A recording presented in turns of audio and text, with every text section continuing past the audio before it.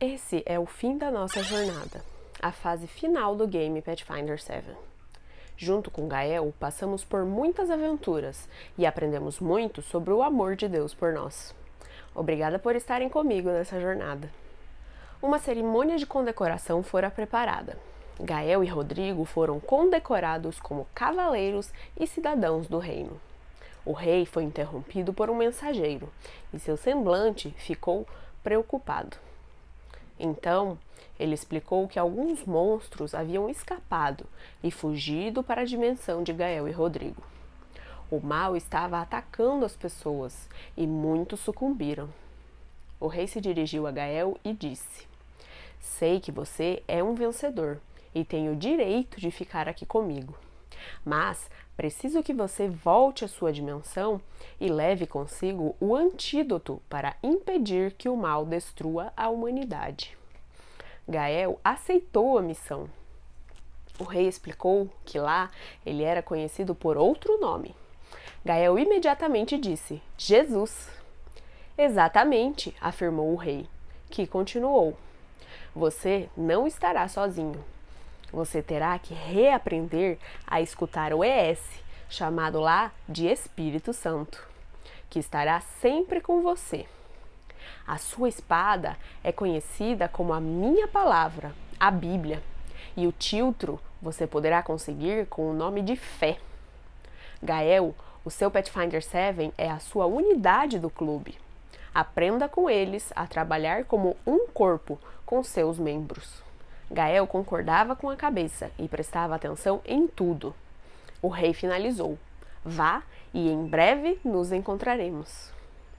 Gael acordou com o livro que Rodrigo tinha dado sobre o rosto. Ele então ligou para Rodrigo e perguntou: "O que eu faço agora?" Rodrigo lhe respondeu o seguinte: "Leve este livro a outras pessoas e as ajude a conhecer o rei." Agora, nesse mundo, a aventura continua. Aqui você também atende por outro nome, não mais por Gael. Junte os tripulantes do seu Pathfinder 7 com o seu código que vocês chamam de Brado de Paz. Juntos, treinem, estudem e cresçam. Nos vemos novamente nas próximas batalhas. Sucesso, guerreiro!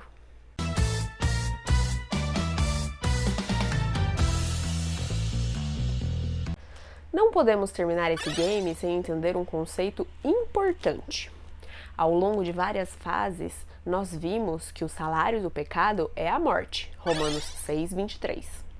Se a consequência do pecado é a morte, nós podemos então concluir que a morte surgiu a partir do pecado. Realmente, antes de cair, Adão e Eva não estavam sujeitos a envelhecer e nem a morrer. Romanos capítulo 5, verso 12, deixa esse conceito ainda mais claro. Portanto, como por um homem entrou o pecado no mundo, e pelo pecado a morte, assim também a morte passou a todos os homens, por isso que todos pecaram. E a Bíblia nos explica a morte através de uma comparação. Em João capítulo 11, versos 11 a 14, nós vemos: "Assim falou, e depois disse-lhes: Lázaro, o nosso amigo, dorme, mas vou despertá-lo do sono." Disseram, pois, os seus discípulos: "Senhor, se dorme, estará salvo." Mas Jesus dizia isso da sua morte. Eles, porém, cuidavam que falava do repouso do sono. Então Jesus disse-lhes claramente: "Lázaro está morto." Assim, nós podemos entender que a morte não é aniquilação completa. Ela é apenas um estado temporário, um estado de inconsciência, enquanto a pessoa aguarda a ressurreição.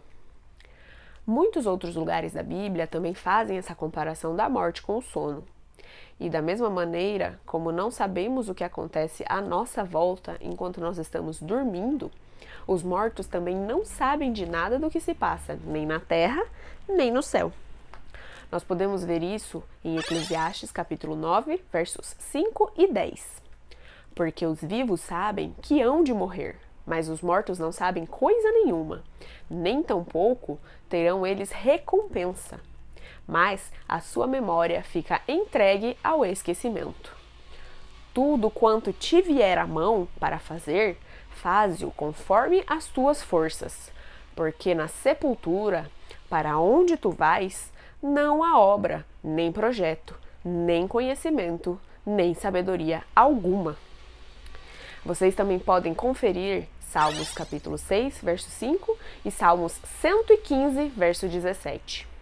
Essas e mais passagens deixam claro que os mortos estão inconscientes, não têm atividade nenhuma, não têm nenhuma emoção, não louvam a Deus. Eles apenas dormem. Então, para onde vamos quando morremos? A resposta foi dada por Deus a Adão e Eva logo após a queda. No suor do teu rosto comerás o teu pão, até que te tornes a terra, porque dela fostes tomado. Porquanto és pó, e em pó te tornarás. Gênesis 3:19. Então, quando morremos, o processo inverso da criação ocorre. O fôlego de vida retorna para Deus, e o corpo retorna para o pó. Esse processo só será revertido quando Cristo voltar, como nós vemos em Daniel capítulo 12, verso 2.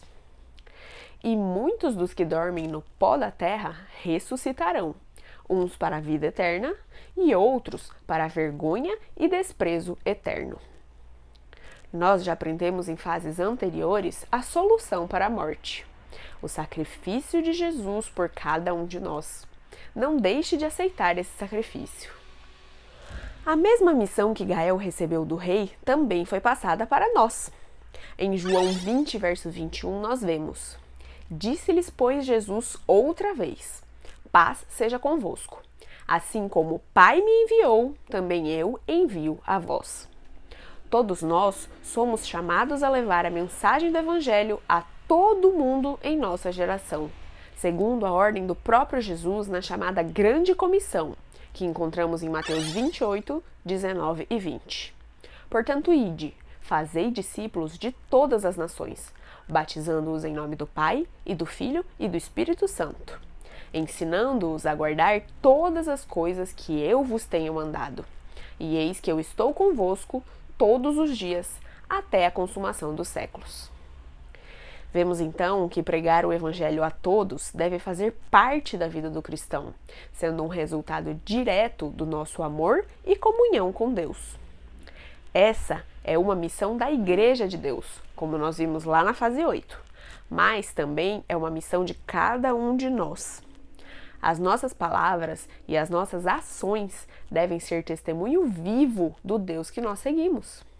Nós precisamos, então, todos os dias buscar a ajuda do Espírito Santo para que possamos cumprir essa missão, pois o Senhor nos prepara, como nós vemos no livro de Atos, capítulo 1, verso 8. Mas recebereis a virtude do Espírito Santo, que há de vir sobre vós, e ser-me-eis testemunhas, tanto em Jerusalém, como em toda a Judéia e Samaria, e até aos confins da terra. Durante o game, nós aprendemos muitas coisas. Aprendemos sobre Deus, sobre o pecado, sobre salvação, sobre vida eterna. Nós devemos levar esse conhecimento para outras pessoas também, e não o escondermos só para nós.